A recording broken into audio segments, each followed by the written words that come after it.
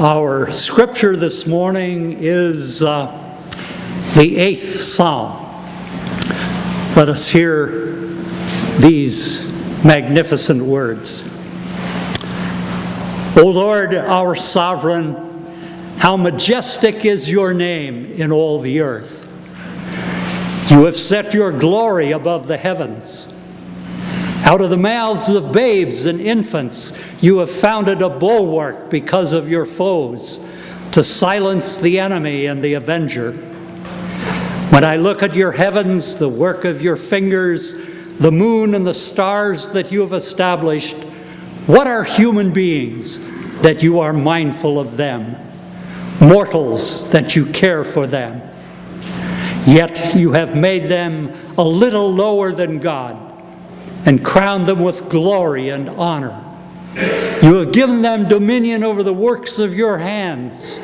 You have put all things under their feet, all sheep and oxen, and also the beasts of the field, the birds of the air, and the fish of the sea, whatever passes along the paths of the sea.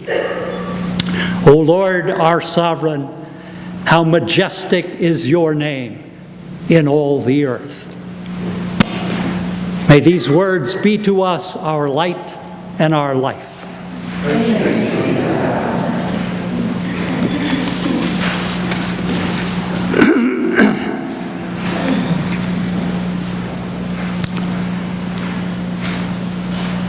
And so here we are at the next to last Sunday of our sermon series, looking at the various generations that made up the past nearly a century of our life together as Americans. Looking backward from the present to earlier times, we have arrived at that era from whence sprang those who came to be called the greatest generation. Now, I need to declare at the outset, as strongly as I possibly can, this is not my generation. Unlike those previous preachers in this series who, in a very real sense, were each a representative of that generation about which they spoke, that is not the case today. To say it again, I am not a greatest generation person. No, that designation belongs forever to those men and women who fought the war. Both those who were at the tip of the spear and also those who were part of that massive support column that cranked out the guns, the machinery, the food, and everything else that made victory possible. In rejecting any claim to that greatest generation label, I would tell you that when the war began in Europe in 1939, I was 4 years old. And when the fighting ended in 1945, I was 10. Part of the greatest? I don't think so. No, a true member of that greatest generation would be Gordon Meeker, who served with the U.S. Navy in the Pacific and who's here with us most Sundays and also today.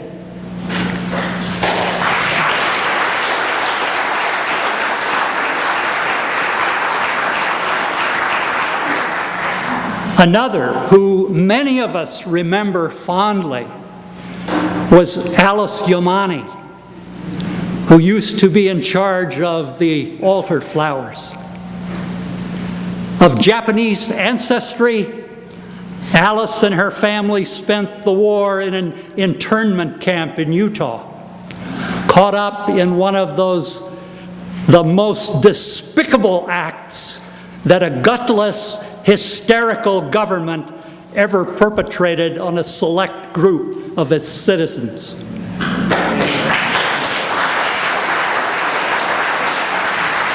Others of that generation are such persons as Helen Heisler, June Nelson, Jean Wiley, Dorothy Zeem, Gloria McRae, and others whom we have known and loved here at Mac Plymouth.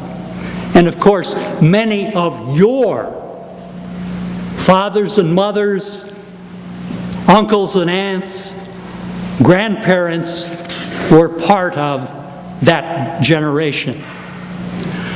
And so while I speak not as a member of the greatest generation, I, along with all Americans, have tremendous respect for what they endured and what they accomplished.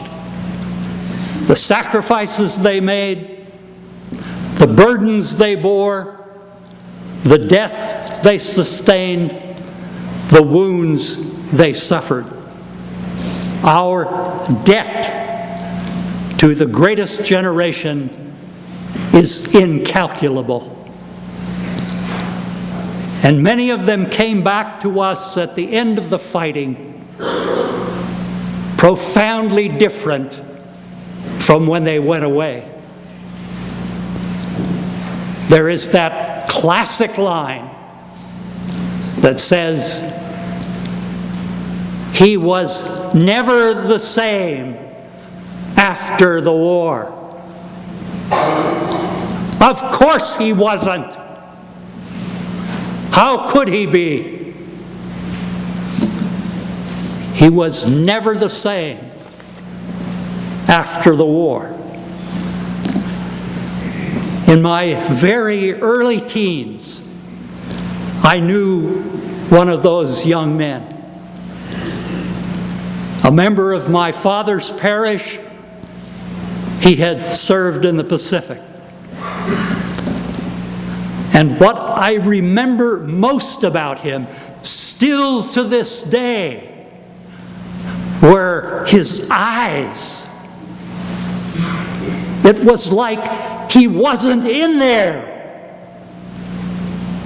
He was somewhere else, far, far away. He had that haunted, wounded look in those eyes.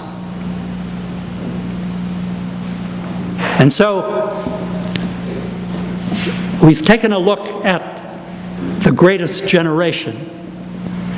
Too briefly, of course, but we've acknowledged the gargantuan debt we owe to these men and women who are now so quickly passing from the scene.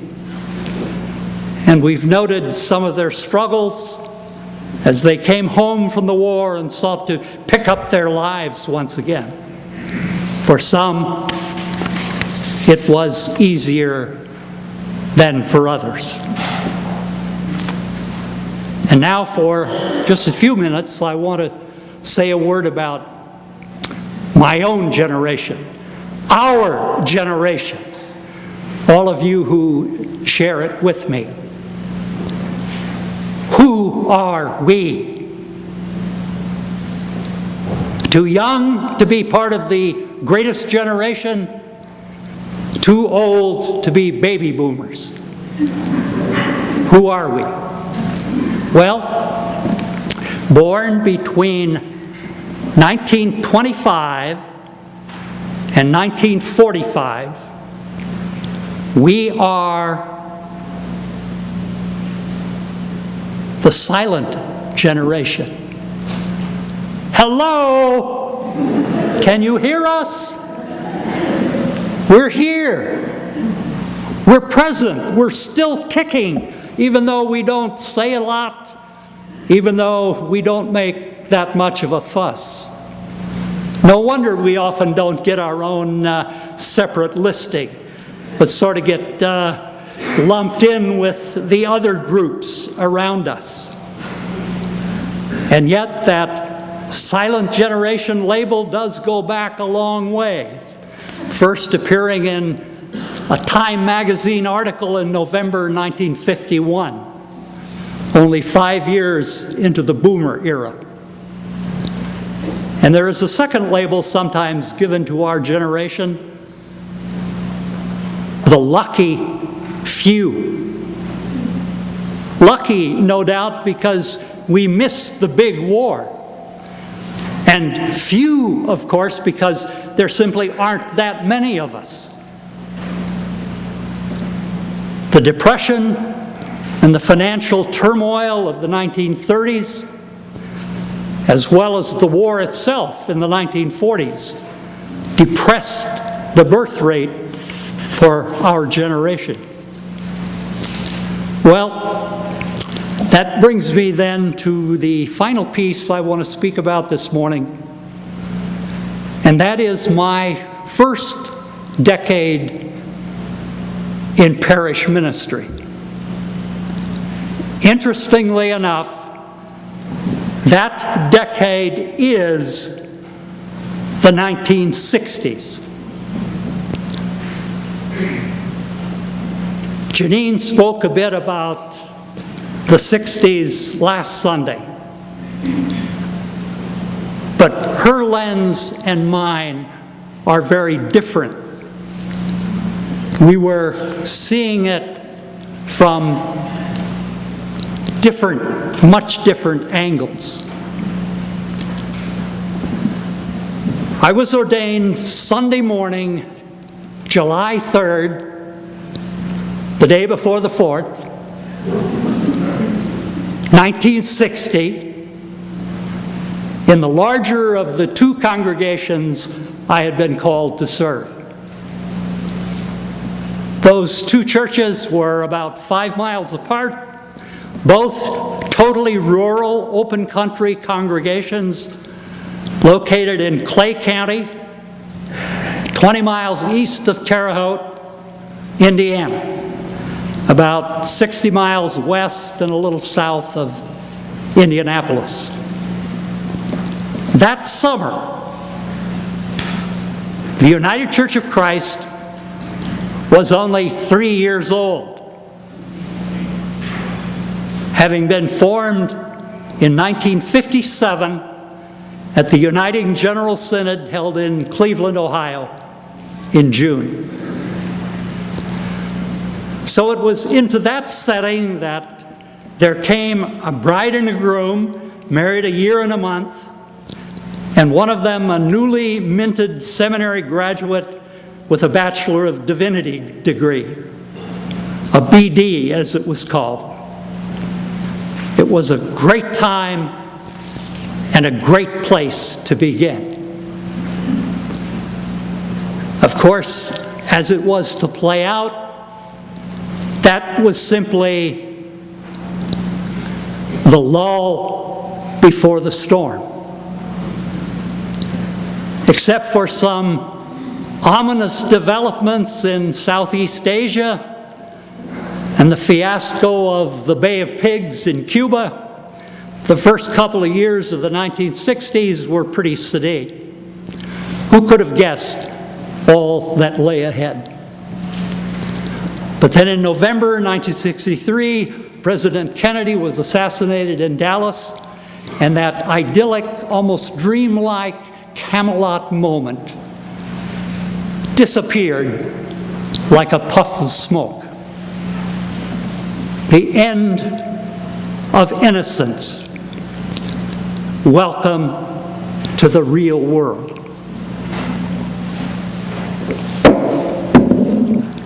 And those next few years of the 60s were marked by incredible contrast.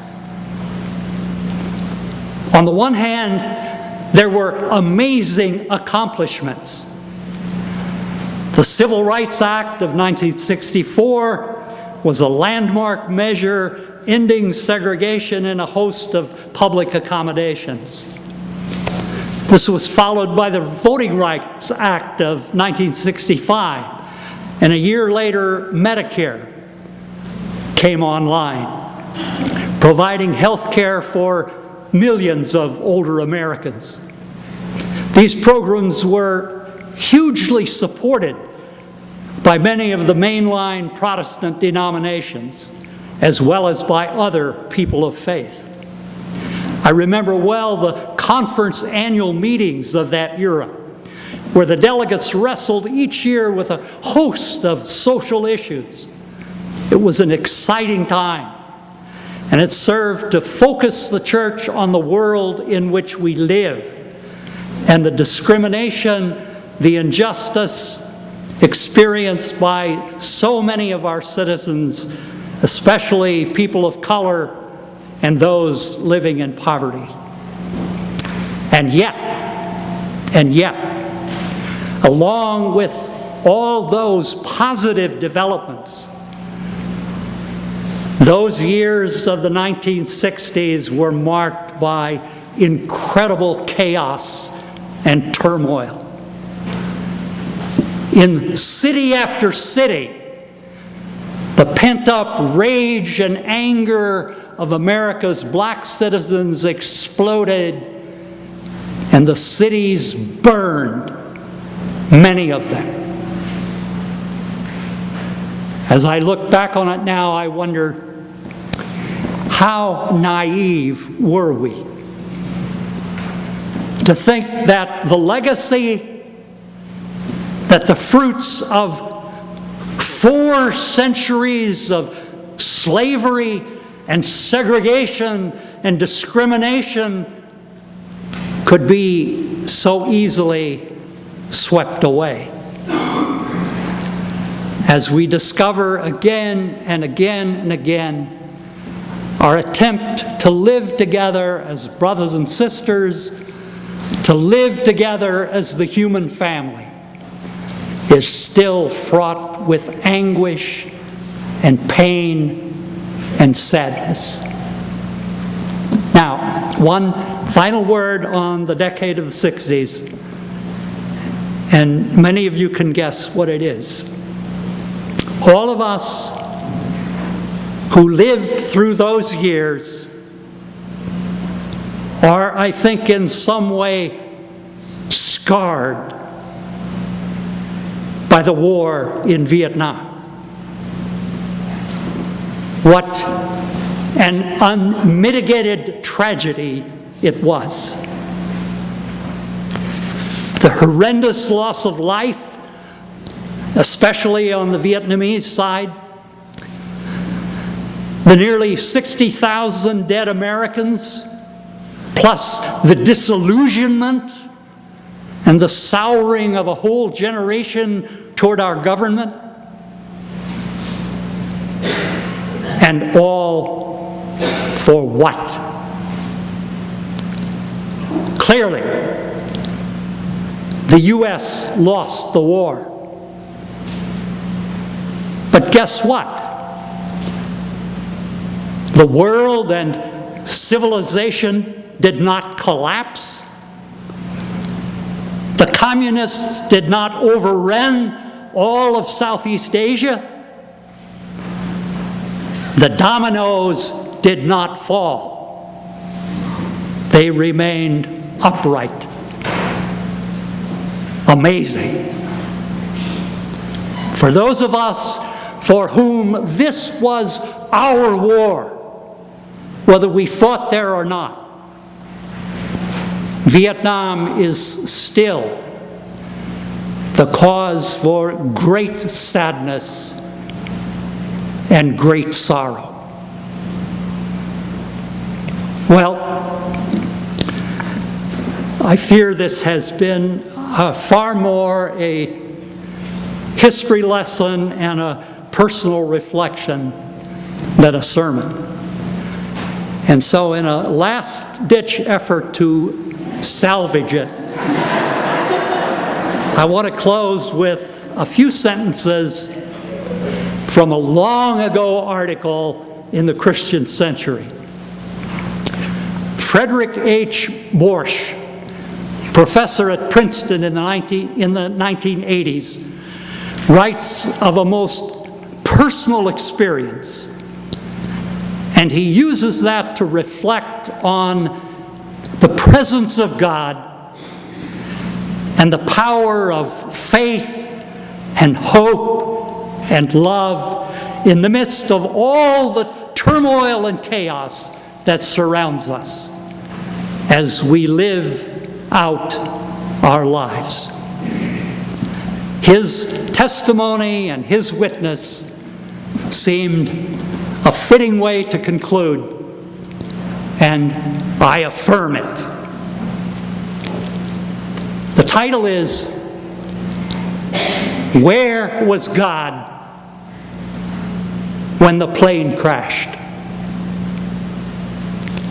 It was a World Airways DC-10, Flight 30 from Newark to Boston, January 23rd, 1982. The author was aboard the plane, and only 2 people were killed. This is what he writes. "When my plane rolled into Boston Harbor, God was not present to intervene and save me and others from the crash. But God, nonetheless, was not absent. Rather, God was and is mysteriously and powerfully with us, deep in the heart of life, participating in what happens with us and through us, offering faith and courage even in the midst of tragedies, assuring us that the risk and pain of trying to care and to be creative are worthwhile.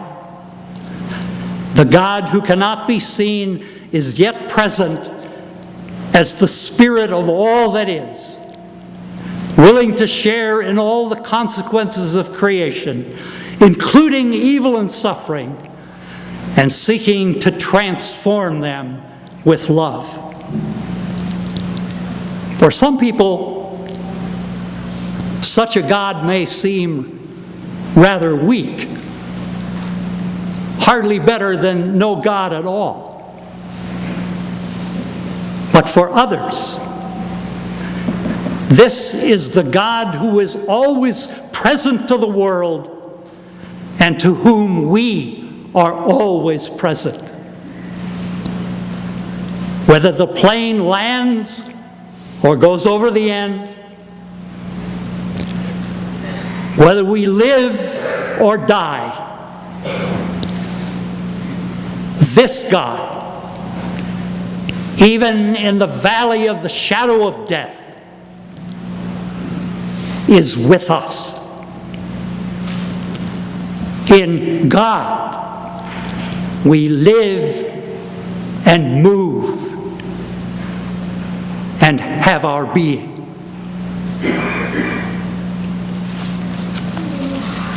Amen.